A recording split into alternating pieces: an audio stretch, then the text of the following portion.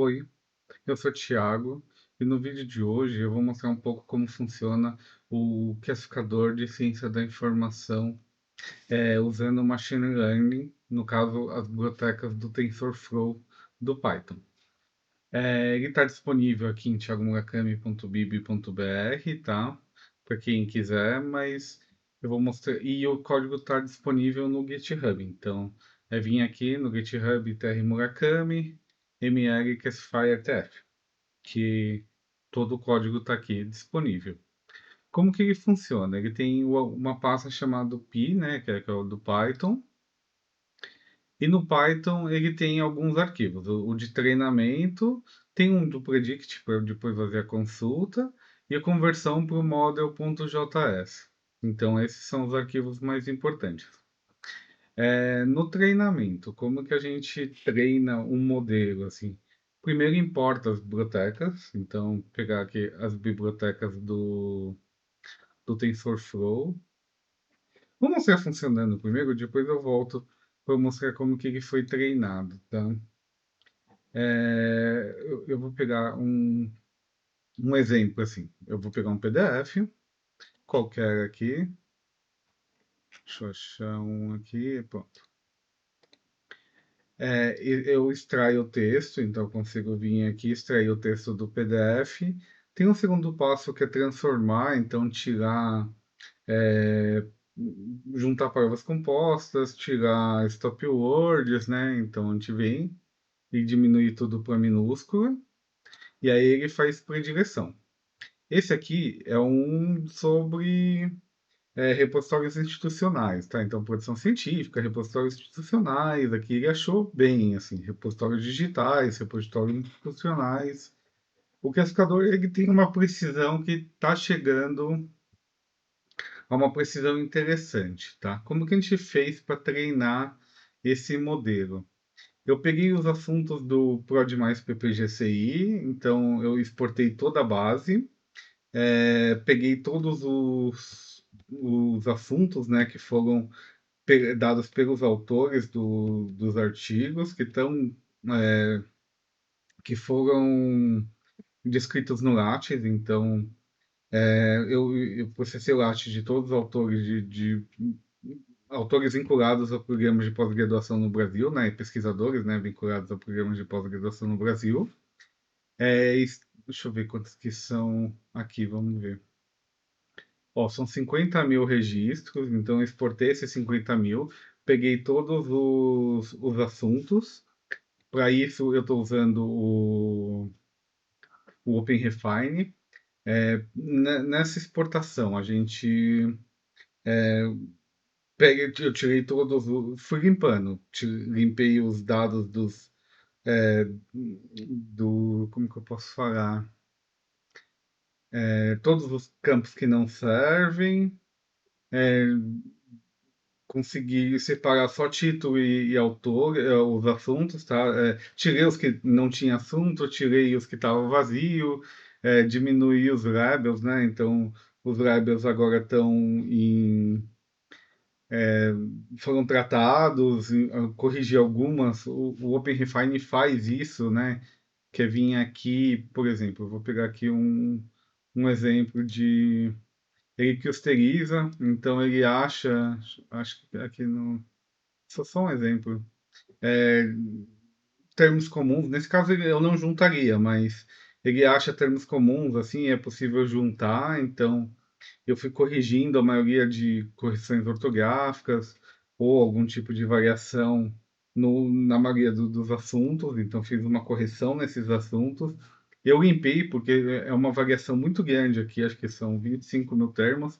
Eu peguei só os 30 mil que são aliás, acima de que apareceram mais de 30 vezes, e aí diminui um pouquinho, acho que para 1.500, 1.600 variações, que já é bastante, ainda é bastante, mas é bem menos do que o possível. E aí a gente faz o treinamento desse modelo com isso, de um label, né, que é o Atari, que é o que vai ser a classificação, e um título. Foi basicamente esse o que eu usei para treinar aqui o modelo. Como que ele funciona? E agora voltamos para cá. Eu importo as bibliotecas no Python, então a gente vai importar. Eu vou passar um pouquinho, depois eu volto ali, tá? Eu defino as stop words, né? Quais são as palavras que eu quero que sejam retiradas dos textos, né? São palavras comuns em português, mas a gente que no final elas não têm valor semântico para classificação, né? Então a gente tira. Eu deleto os arquivos anteriores, basicamente. E aqui é aqui, ó, a gente vai abrir um arquivo do. Começa aqui, depois ele volta para cá, tá? Então, vamos lá. No Data, a gente importa os arquivos, que é esse Prod mais PPGC, que é aquele que eu mostrei para vocês. Ele tem dois campos, que é o label e o data, então ele separa aqui o label e o data, transforma tudo em minúscula também. Pega eu fiz uma lista de termos compostos, então se a gente vir aqui, em termos, uma lista de termos compostos, ele procura esses termos e junta para criar um termo único, tá? E aí sim. Porque o que que acontece? Depois eu vou mostrar para vocês, mas basicamente a gente transforma em número esses dados. Então é preciso que, tipo, essa transformação seja a mais fiel possível, para o sistema ter uma precisão maior. Aqui, ó, o arquivo que eu estou usando para treinar, ele está muito grande e não vou mostrar. Mas basicamente é algo parecido com esse aqui. Não, é aquele mesmo label e data, né? O título e o. Mas vou voltar aqui pro predict, pro treinamento, na verdade. Então, a gente está aqui, faz a separação entre os títulos, diminui para minúscula, tira as palavras-chave dos termos compostos, e transforma em token. Então, é isso. Ele pega um arquivo e transforma num número, e esse número vai ser usado no machine learning. Então, essa aqui é uma etapa importante. Por isso que a gente trata os dados antes de virar número, né? E ele gera os dicionários para conversão e voltar depois, porque vira número e depois tem que voltar normal. Eu defini 380 como a sequência máxima que é possível aceitar. Então, é um trecho de texto com 380, acho que, não sei se é caracteres ou palavras, né? A única questão nesse caso, tipo, o que demanda, né, na verdade, é a quantidade de memória que você tem disponível na sua placa de vídeo.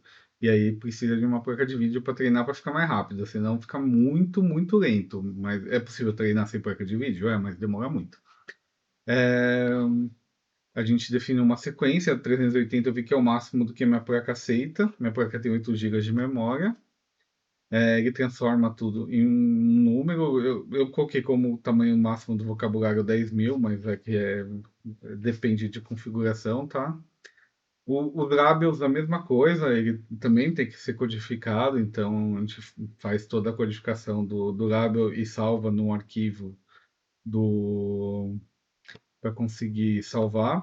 E aqui uma parte importante, que ele pega o arquivo, todos esses dados de treinamento e ele separa. Ele separa em, em XY, né, que é o label e a data, e separa em teste e treinamento. Então, são arquivos que são usados para treinar e são arquivos ou strings que são usadas para testar. Então, ele faz o teste para ver qual que é a acurácia desse modelo.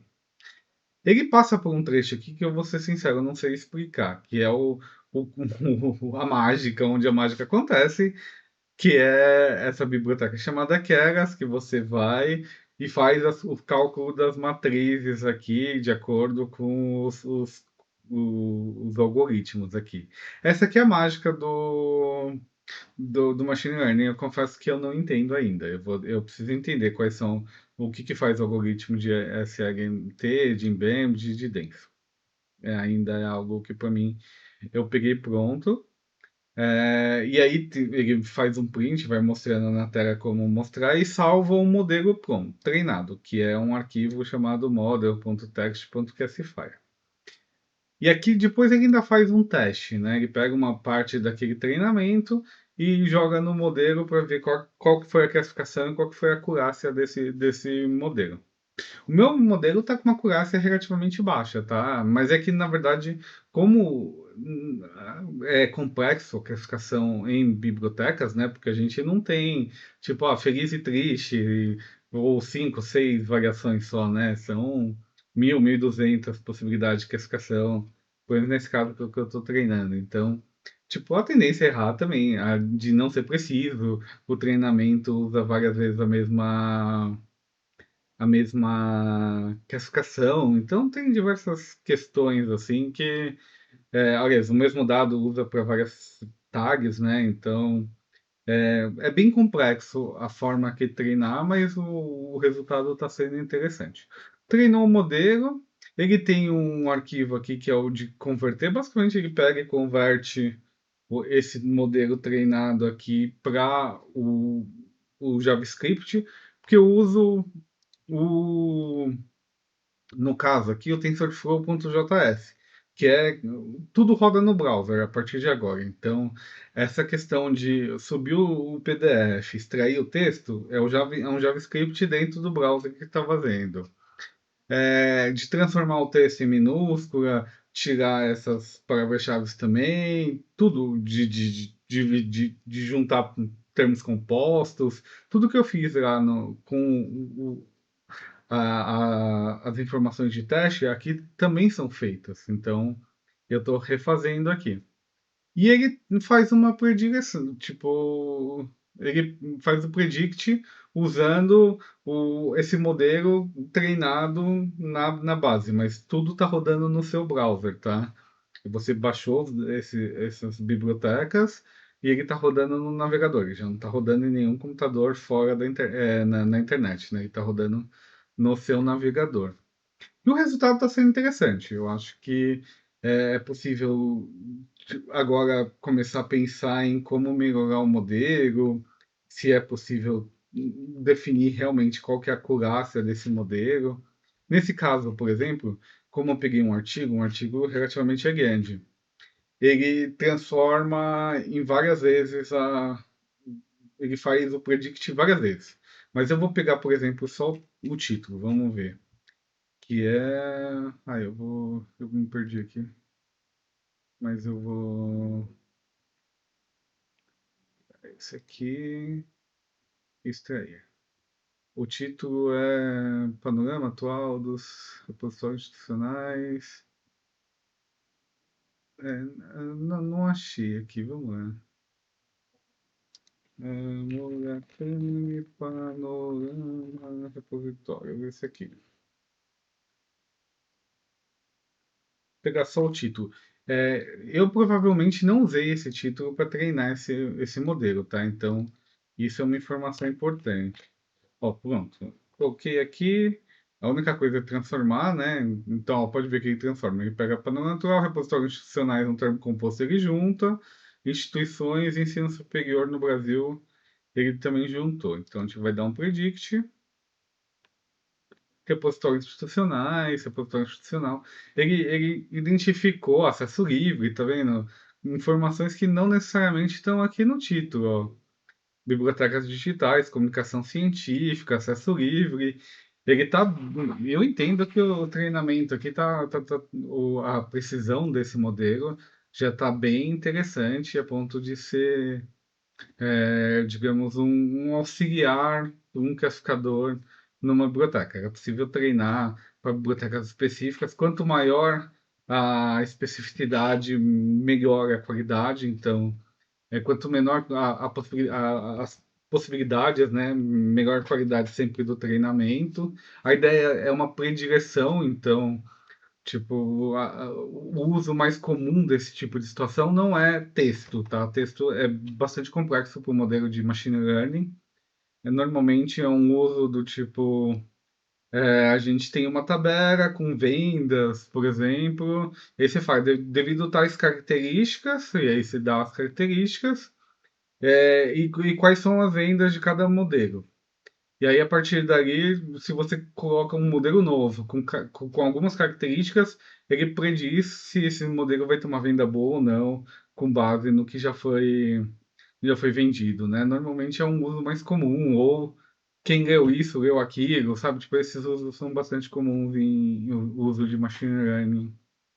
Mas é isso, é um vídeo relativamente longo, complexo, não consigo explicar tudo que envolve aqui. Eu acho que eu ainda estou treinando o modelo, eu quero melhorar isso aqui para a gente ter mais precisão, mas é uma ferramenta que pode ajudar quem está começando a até entender um pouco o que é esse mundo de machine learning que a gente tem que explorar. Eu acho que a gente não pode. As ferramentas estão aí, elas estão na nossa mão, elas usam bastante máquina, tá? Eu vou ser sincero, o treinamento desse modelo aqui demorou, acho que cerca de 3 horas, numa máquina boa, não vou reclamar. Então, a gente, começa a ficar complexo o uso de ferramentas na área, mas elas estão na nossa mão. Então a gente tem outras possibilidades, por exemplo, a Microsoft soltou, Microsoft não, a Meta lançou o Llama, que é o modelo de treinamento deles, então é possível criar uma espécie de chat GPT privada, lendo documentos próprios da biblioteca, também já fiz isso em algum, acho que outro vídeo eu mostro para vocês. Então, é possível usar tudo isso que está aparecendo de IA a nosso favor nas bibliotecas. E é isso. Eu fico por aqui. Até o próximo vídeo.